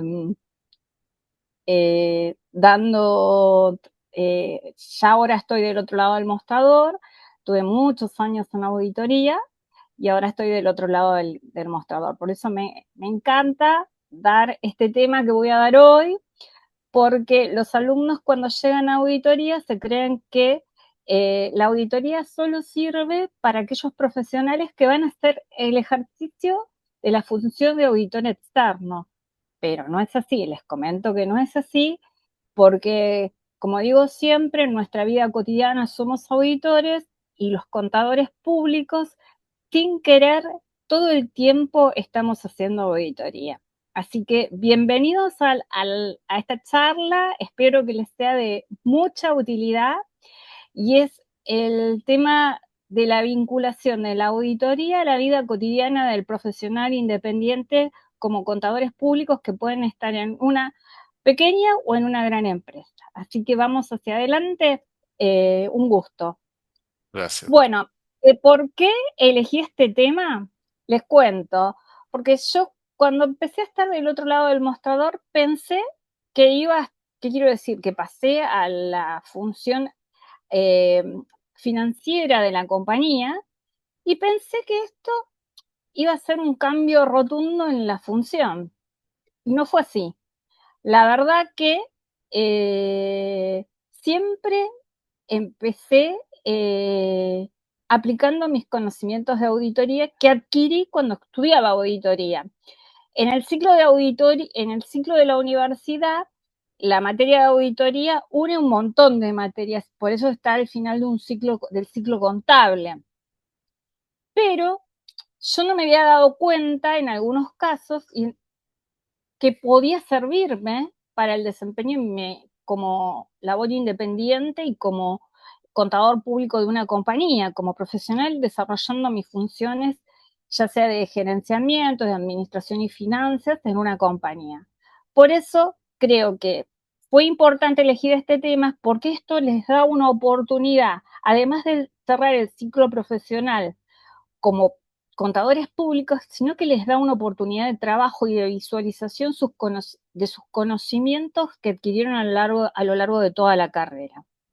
Así que, y esta oportunidad es el desempeño en distintas etapas o en los distintos procesos de una compañía, porque a veces las compañías, ya sean pequeñas o grandes, se definen o se improvisan muchos procesos, pero la verdad es que la improvisación trae problemas. Entonces, yo creo que hay que parar y decir, bueno, fijémonos en qué procesos podemos intervenir o dar soporte al área que está implementando, si bien un proceso, un cambio de sistemas, ideas a los funcionarios, porque en una pequeña empresa podemos estar dándoles ideas como contadores públicos al dueño de la empresa. Entonces, esa es la importancia que elegí en esta primera etapa, cómo intervenimos en los distintos procesos y después cómo en la vida cotidiana, los que estamos en el área de administración y finanzas, aplicamos algunos procedimientos de auditorías. Así que vamos al encuentro y les cuento. Bueno, una de las oportunidades, y a mí me ha pasado, yo hablo mucho desde mi experiencia y me gusta trabajar con los ejemplos, es que los contadores, si bien, Perdón, Dora, ¿querés sí, compartir la pantalla? Sí, te vemos no, presentado. No. pensé que estaba compartiendo, perdón. Yo pensé que estaba compartiendo, perdón. Eh, share. Vos sabés que me muestra que estoy compartiendo, pero bueno, vamos a. ¿Me Ahora estás sí, viendo? ahora sí, Bueno, perdón. no hay problema. Bueno, eh, nues- volviendo al tema que estábamos desarrollando, el tema de la intervención de nosotros como profesionales en los distintos procesos en los cuales una sociedad está desarrollando sus actividades. Y en una de las etapas, yo siempre digo que los contadores tenemos una gran oportunidad en participar en el diseño de los procesos de datos de una compañía. ¿Por qué hablamos del diseño de los procesos de datos? Porque los procesos de datos, en muchos casos, intervienen y dejan una secuela en los registros contables de una compañía. Ustedes me van a decir, ¿los registros contables vienen en un sistema? Sí, vienen en un sistema, pero a veces esos sistemas que son enlatados son demasiado estándares y tenemos que ver cómo ese estándar se adaptan a cada una de las compañías. Por eso estamos hablando del diseño de los procesos rutinarios, es decir, los que hace a la vida rutinaria de la empresa, es decir, los que se repiten todos los días y que hoy con todos el desarrollo nuevo, modernos de los sistemas pasan por la caja negra, porque ya hoy una pequeña empresa, un restaurante, trabaja y registra los cobros con un modem o registran la facturación en forma electrónica, en forma instantánea, eh, actualiza sus registros contables. Entonces, esos procesos de datos rutinarios que hacen, que pueden ser el de facturación, el de cobranzas, el de pagos, hacen que tendríamos, y si estamos hablando de una empresa más grande, es toda la compra de bienes de cambio, todo tipo de compras y todos los pagos hacen a los procesos de datos rutinarios, que son la facturación, la emisión de notas de débitos, los ajustes de precios, que dejan un rastro en el sistema. Estos generalmente, hoy las compañías tienen un sistema enlatado, un sistema desarrollado en medida o un gran sistema que deja rastro y que tiene previstos todos estos sistemas. Los sistemas de datos no rutinarios, que en el diseño en muchos casos tienen que ver con la periodicidad que se registran los movimientos, eh, y a veces estos procesos de datos no rutinarios tienen que ver generan registros contables. Muchas veces esos registros contables o esos cálculos que hace una compañía dentro de sus registros contables lo hacen en una planilla de Excel, que no quiere decir que estén mal, porque una diferencia de cambio en una compañía pequeña, o las diferencias de cambio, las de cotización o la evaluación al costo de reposición de los bienes de cambio, no necesita tener un sistema muy sofisticado para tenerlos, y se hace una vez al mes Y en otras compañías, como ser un banco, seguramente el cálculo y la evaluación de los activos en monedas extranjeras se hace semanalmente o diariamente. Y en los procesos de datos de estimación, donde sí intervienen los ejecutivos claves del cliente, como ser la forma en la que van a determinar una previsión de deudores incobrables, de desvalorización, ¿cuál va a ser ese proceso de generación? Que muchas veces ese proceso de generación o de decisión de cuál va a ser el criterio se hace al final de un análisis de determinados conceptos que afectan al desarrollo del negocio de una compañía, ya sea la previsión de deudores incobrables, de desvalorización, del fuera de uso, desvalorización de bienes de uso, son consecuencia de una suma de decisiones, cómo se van a hacer y qué registros y quiénes pueden registrar estos. Es importante nuestra intervención. Fíjense que nosotros estamos, ¿por qué? Porque todos estos procesos de datos en mayor o menor medida generan registraciones contables. Porque estamos hablando de las definiciones de las funciones de control. El control padre y madre, yo hablé siempre que es el control presupuestario y el control gerencial presupuestario. Por eso no lo incluí en este capítulo, pero sí en el diseño de los que son los controles independientes. Si voy a mi faz de auditora y me pongo el sombrero de auditora, digo que son los controles donde puedo encontrar mi evidencia de auditoría. Pero lo que asegura buenos controles independientes en una compañía es que las registraciones que terminan en los estados contables o en los informes de gestión sean confiables. Por eso el diseño de controles independientes, ya sea la conciliación bancaria, la toma de inventarios, las conciliaciones de cuentas, son controles independientes y fuertes que, si dejan la evidencia, a los tomadores de decisiones claves de la compañía le dan una confiabilidad a la información por la cual ellos toman decisiones y desde el punto de vista del auditor prestan evidencia de auditoría. Los controles de procesos que aseguran la existencia de las transacciones que ocupan y están diseñados para determinados tipos de transacciones y aseguran que esas transacciones existan y cumplan con las políticas de la compañía. Los controles de salvaguarda de activos que aseguran que todos los activos de la compañía estén adecuadamente salvaguardados. Y el tema de segregación de funciones que aseguran la existencia de buenos controles independientes y buenos controles de procesos y en cuanto a a salvaguarda de activos, que la salvaguarda activa sea adecuada. La salvaguarda activa no solamente tiene que ver con la salvaguarda de activos, tienen que ver con el que tiene la custodia, sino que también quienes tienen accesos a la materialización de transferencia de dominios de los activos o a los documentos que puedan implicar transferencias de dominios de los activos. Ustedes me dirán, en una pequeña empresa hay segregación de funciones. En una pequeña empresa, como hablamos siempre, el tema de la segregación de funciones, quizás haya funciones que estén concentradas en algunas personas, pero seguramente hay una segregación de funciones, que hay una custodia o un control por oposición de intereses que asegure una buena segregación de funciones.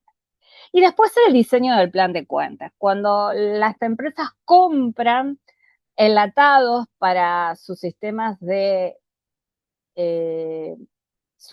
contables, a veces el diseño del plan de cuentas es muy estándar, pero está en nosotros, y los sistemas que si bien son estándares, prevén seguramente en su diseño principal una adecuada aperturas de cuentas que aseguran que las cuentas no se acumulen en cuentas correctas. Hay que definir el plan de cuentas adecuadamente. ¿Para qué? Para que cada cuenta, cada transacción tenga un adecuado, esté sumarizado y acumulado en la cuenta correcta y asegure que las fechas de ese sistema contable que llega al plan de cuentas, porque el plan de cuentas es una consecuencia que llega a las transacciones que viven en los procesos contables de una compañía, aseguren la integridad de la información contable. Esa integridad de la información contable también hacen a los decisores claves de la compañía y dan evidencia a los decisores claves de las compañías y hacen que también esas cuentas tengan un adecuado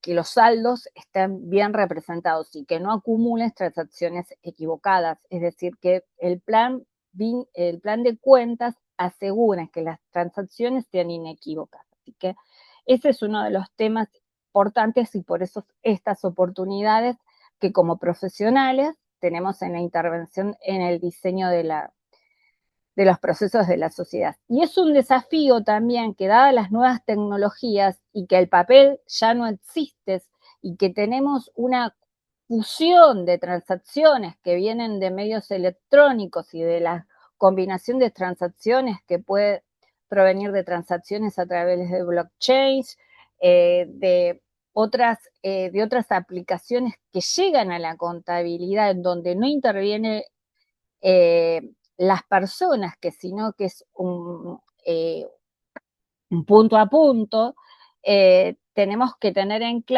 bien claro ese diseño de transacciones porque las correcciones son complejas a ese nivel. Así que por eso creo que más que nada esto es una oportunidad constante que se nos da en nuestra vida profesional, porque los sistemas, las personas y las transacciones hacen que los profesionales tengamos que adecuarnos constantemente a las necesidades de nuestros clientes o de las empresas en las cuales nosotros estamos trabajando. El mundo de los negocios en los últimos 5 años cambió un montón y hoy se nos está incentivando a la utilización y a una velocidad de transacciones, una velocidad de necesidad de información contable que hace que estos diseños sean importantes en la vida de una compañía. Bueno, como bien dije, las funciones de controlantes son sumamente importantes porque generalmente son contadores públicos quienes ejercen estas funciones de control sobre la información contable y nosotros cuando estudiamos auditoría lo vemos desde el punto de vista de dónde obtener la evidencia de auditoría. Pero en el diseño de las funciones de control que tiene una compañía, los controles independientes, como bien dije antes, son importantes porque aseguran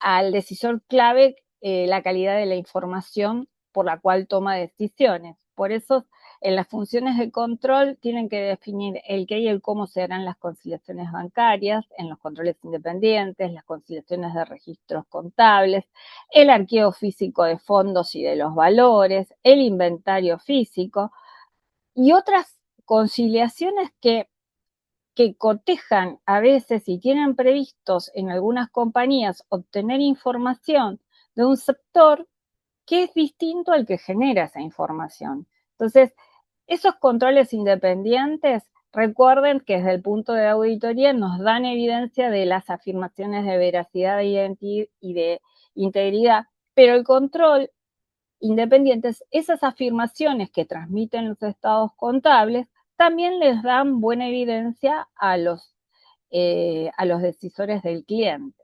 Los controles de procesos dan que para el punto de vista, si me pongo vista de auditor externo, dan evidencia de las afirmaciones de veracidad, que son las de autorización y existencias. Generalmente estos controles de procesos están instalados en los procesos de datos rutinarios, que pueden ser controles de procesos, ya sean automáticos o manuales. Esos controles de procesos que hoy en muchos casos que son las validaciones o las aprobaciones, se hacen, no dejan evidencia física, por eso también cuando hablamos en otras oportunidades de los controles de procesos automáticos que se tienen que probar y tienen que estar adecuadamente diseñados en los sistemas y que tienen que ser realizados por las personas de con unos perfiles, con perfiles definidos para la realización de esos controles. Los controles de salvaguarda de activos. No solamente los salvaguarda de activos de la compañía, el mayor activo que tiene, que como bien dije yo, los activos físicos, pero el mayor activo que tiene una compañía es la información sobre sus datos, vale decir, sobre los datos, sobre los registros y sobre la vida de la empresa. Uno de los activos, que es el intangible más grande que tiene la compañía, es la cartera de clientes. Entonces, el acceso tiene que estar restringido a esa cartera de clientes, que muchas veces no es un soporte físico, sino que está almacenado en un directorio, o poca gente tiene acceso a ese maestro o esa información que puede estar hosteada en una computadora, en un servidor o en la nube, que tiene que tener un acceso restringido. Es el mayor activo que tiene la compañía. Por eso hablo de la salvaguarda física y lógica de los datos. Física de los datos y lógica de todos los que son los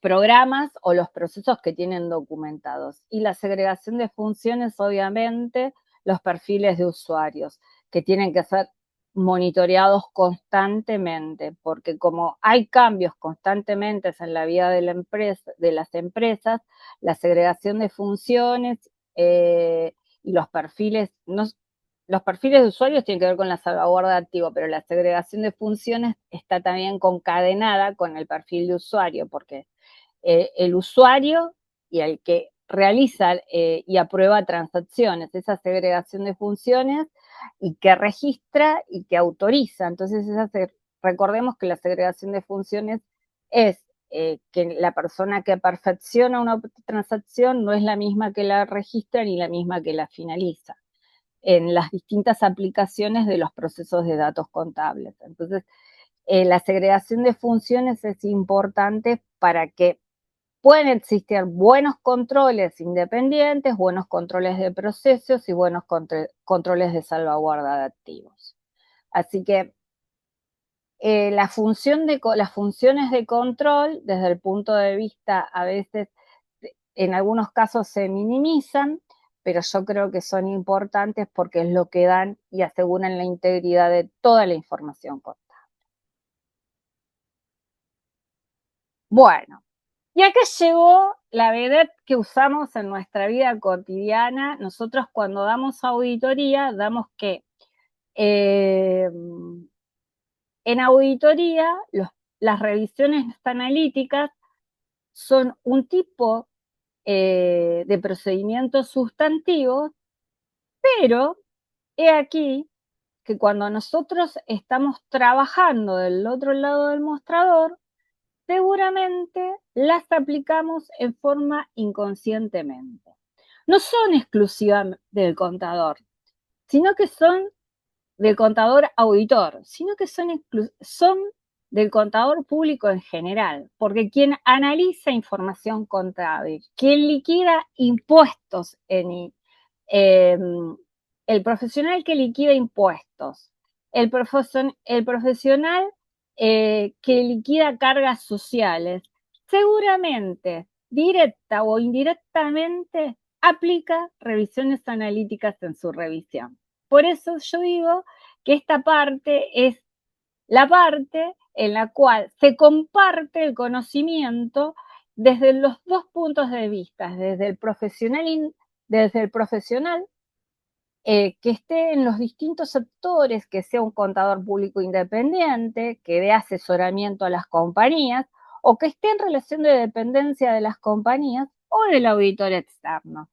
Por eso siempre digo que es importante el diseño de las pruebas analíticas. Nosotros las aplicamos como personas en nuestra vida cotidiana. Cuando revisamos una cuenta de supermercado, la liquidación de la tarjeta de crédito o algunos consumos, hacemos revisiones analíticas porque sin quererlo, lo hacemos todos los días. Así que por eso traje este tema a este simposio. Es un tema que yo aplico en mi vida cotidiana todos los días, todas las semanas, ya no estando en auditoría. En auditoría me daba un enfoque para saber dónde estaba parada. Las utilizaba en todo el proceso de auditoría, en la parte de planificación para saber dónde estábamos parados, en la ejecución para aplicar determinados procedimientos de auditoría, para validar básicamente el estado de resultados y en la etapa de conclusión cómo habíamos estado procedimientos analíticos sobre la información contenida en los estados contables, para ver si se habían comportado las variables de acuerdo a todas las expectativas y en los indicadores que van a trasladar los estados contables a los terceros son razonables o hay algo que no resulte, no esté adecuadamente registrado en alguno de los estados de resultados. Así que pasamos a la slide siguiente. Generalmente los procedimientos analíticos de revisión son pruebas sustantivas, como bien dije antes, o de validez que se aplican sobre información contable que comprenden el estudio y la comparación de relaciones de datos, es decir, que relacionamos datos, ya sea provenientes de los estados contables o datos no provenientes de los estados contables.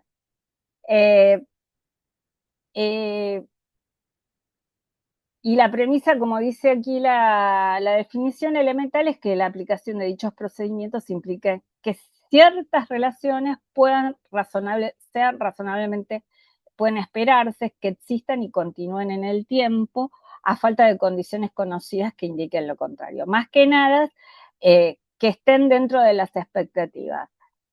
¿Qué caracteriza a una prueba analítica? Que son pruebas altamente económicas, fácil de hacer y vinculan datos. ¿Son procedimientos sustantivos? Sí. Pueden ser de evidencia mínima, como lo vimos en la auditoría, es decir, una comparación da evidencia mínima, nos ayuda a saber dónde estamos parados. Pueden ser de evidencia corroborativas, utilizando las técnicas predictivas, es decir, cotejando o complementando datos que me permitan corroborar, por ejemplo, datos del estado de resultados, o el análisis de datos, ya sea contables o extracontables. Lo que tienen estas pruebas, que yo hablé recién dentro de los estados contables o de la auditoría, pero dentro del desarrollo de las funciones dentro de los equipos de una compañía son la vedette para los que realizan el presupuesto y el control de gestión. ¿Sí? Como bien dije yo, las fuentes de las revisiones analíticas surgen de información contable o contenida en los estados contables, son relaciones sobre cálculos de la información contenida en los estados contables. Yo me acuerdo, lástima que no lo pude, aprendí esto cuando estudié en el libro del doctor Fowler Newton de análisis de estados contables, la primera parte de los índices, el análisis de índices, forman parte de las revisiones analíticas. Y la relación de datos contables y no contables que me ayudan a verificar ciertos comportamientos de las variables contenidas dentro de la información, ya sea contable o en la información de gestión. Las técnicas son técnicas predictivas, es decir, me permiten corroborar datos fácticos contenidos en la información contable, o el análisis de datos, es decir, que me permitan obtener de los datos de la compañía me permita, a través del análisis de esos datos, me permita tener conclusiones fehacientes. Por ejemplo, hoy se utilizan a través de para el análisis de datos se están utilizando programas de Data Analytics, de Big Data y Data Analytics, que me permiten corroborar la antigüedad de las cuentas a cobrar, las características de dónde proceden las cuentas a cobrar por regiones, los índices de incobrabilidad por regiones, determinados índices que me permiten que los puedo extraer utilizando las técnicas de análisis de datos. Me permite predecir ese análisis de datos utilizando ciertos comportamientos variables, me permite hacer estimaciones sobre cómo se van a comportar ciertas variables a futuros. ¿Dónde lo usamos? Como bien dije antes, en el control de la elaboración del presupuesto y lo que llamamos el control de gestión. ¿Por qué hablé yo acá del control del presupuesto? Porque dentro del control presupuestario, del control del presupuesto y en la elaboración del presupuesto, cuando elaboramos el presupuesto se utilizan variables que se generan dentro de las expectativas que tiene cada compañía para la elaboración de ese presupuesto, es decir, nivel de crecimiento, y algunas tenemos que tomar como bases también cuando elaboramos un presupuesto el comportamiento de las variables macroeconómicas. Las variables macroeconómicas que pueden ser, que no son generadas por el cliente mismo, sino que son, por ejemplo, la expectativa de inflación, la expectativa de la evolución del tipo de cambio, la expectativa de crecimiento del Producto Bruto Interno, cuál va a ser el desarrollo,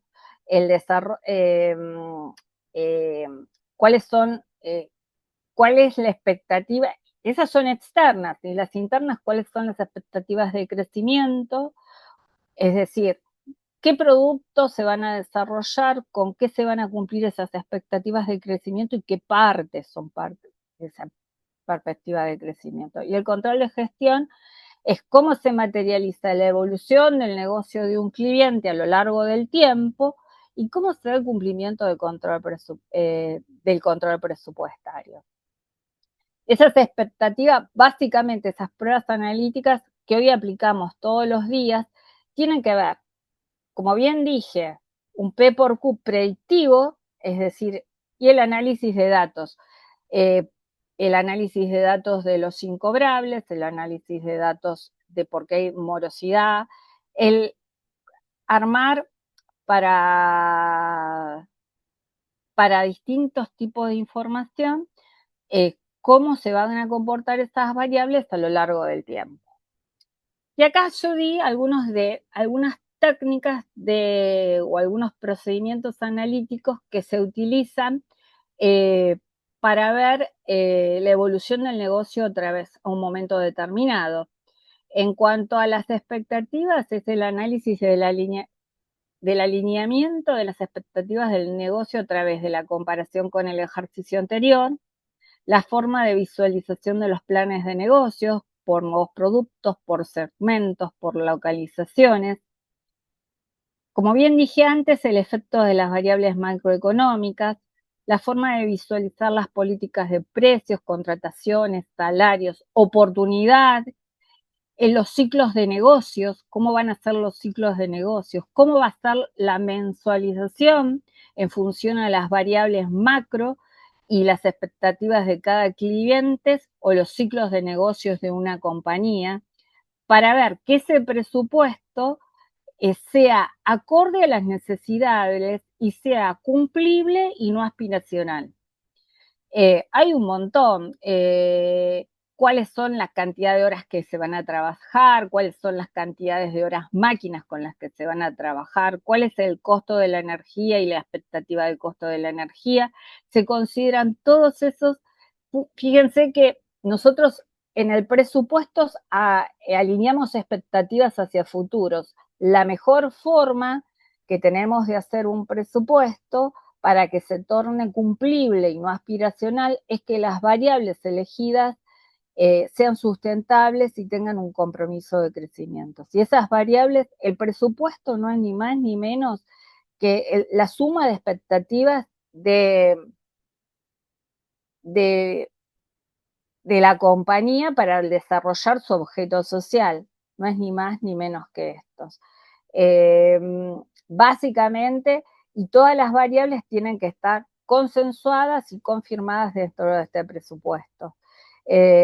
Básicamente, cuál es el gross margin esperado, si hay alguna variable que no fue considerada adecuadamente, surgen de las revisiones analíticas que hacemos cuando elaboramos el presupuesto. A mí me tocó revisar no solamente el presupuesto de Argentina, sino que presupuestos de otros países, y cuando los iba a comparar o cotejar con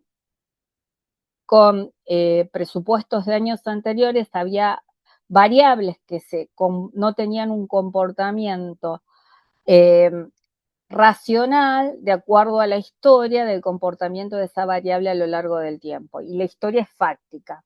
La historia no se puede borrar. Por eso es importante que esas pruebas analíticas en el desarrollo y en el control del presupuesto a la hora de la elaboración sean analizadas.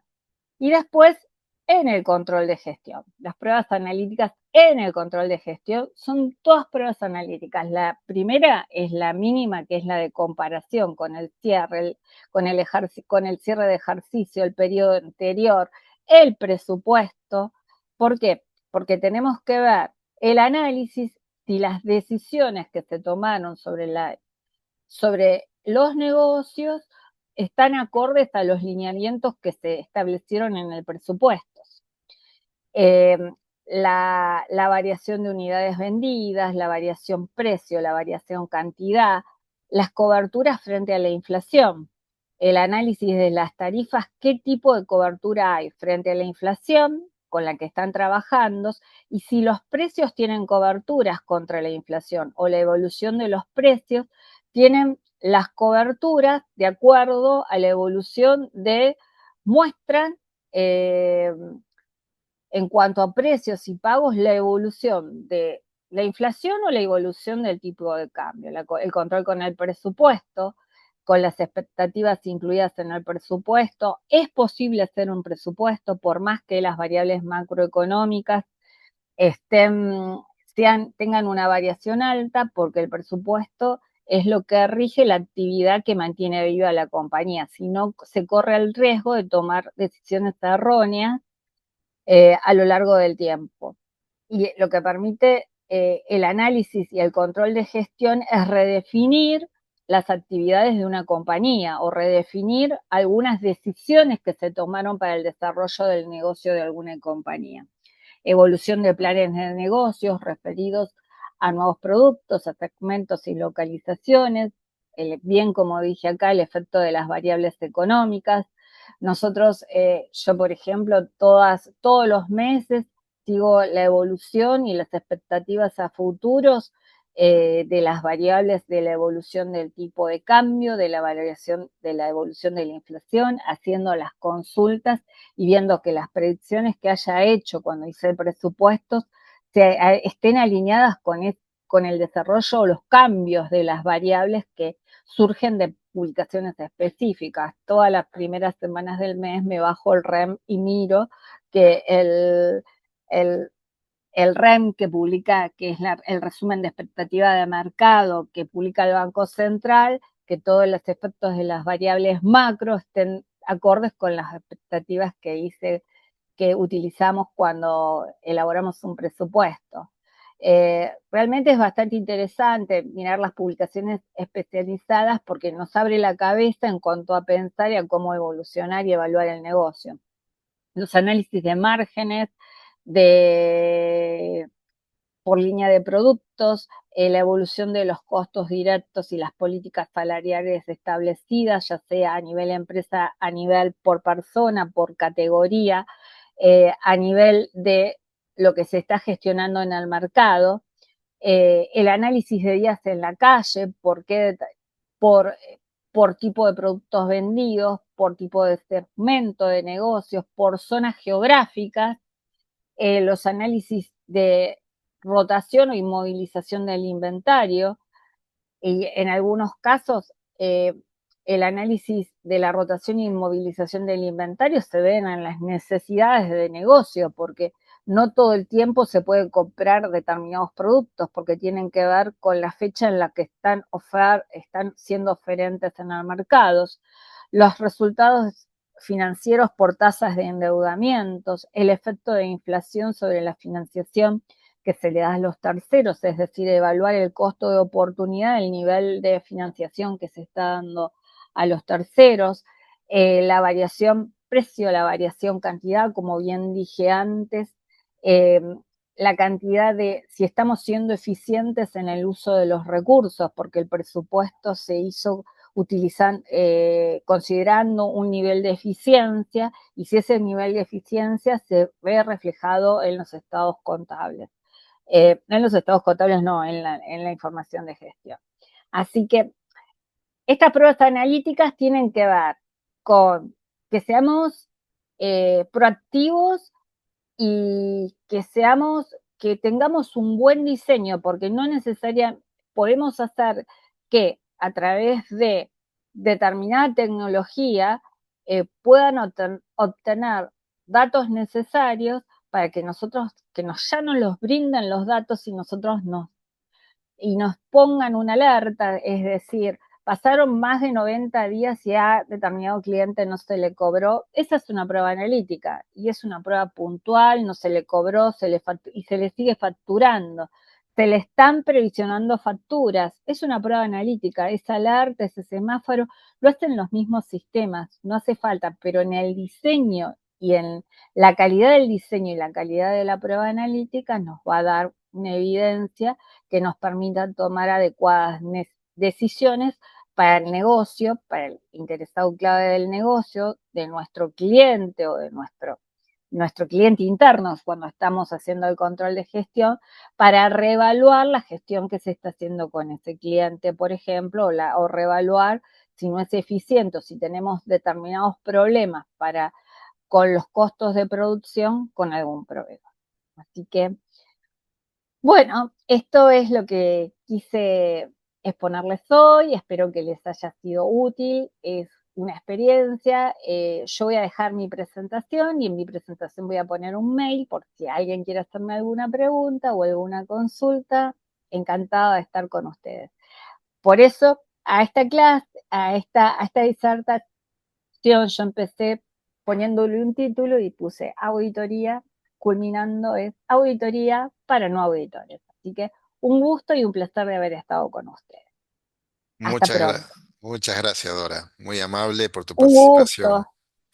Así que te mandamos un fuerte abrazo y esperamos tenerte el año que viene presencialmente acá en Ushuaia. Muchas gracias. Bueno, cómo no, encantada. Ojalá podamos estar, un placer estar y bueno, con muchos temas, porque la profesión siempre da temas para hablar. Así que y el cambio y la adecuación de los negocios hace que tengamos que estar alertas todo el tiempo. Así es. Así que un Va. Muy, placer. muy amable, muchas gracias. Hasta luego, Dora. Hasta luego. Chau, chau.